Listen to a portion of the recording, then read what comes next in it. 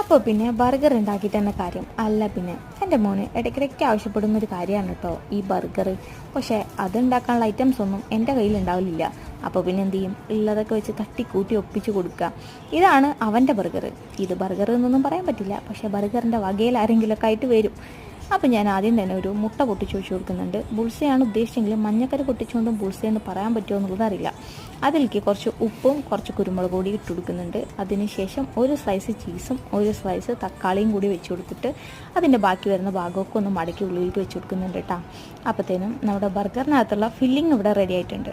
അത് നമ്മൾ ബണ്ണിലേക്ക് വെച്ച് കൊടുത്തിട്ട് അടുത്ത പീസിൽ കുറച്ച് ടൊമാറ്റോ കെച്ചപ്പും കൂടി വെച്ചിട്ട് അതങ്ങ് അടച്ച് വെച്ച് കൊടുക്കുക.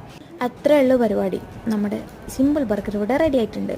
ഈ വോയിസ് ഓവർ കൊടുക്കുന്നതിൻ്റെ ഇടയിൽ കൂടെ ഞാൻ ബർഗർ ഉണ്ടാക്കിക്കൊണ്ടിരിക്കാം കേട്ടോ. അതാണ് വേറെ കാര്യം. അപ്പം എന്നാൽ ശരി, നമുക്ക് അടുത്തൊരു വീഡിയോ ആയിട്ട് കാണാം. ടാറ്റാ.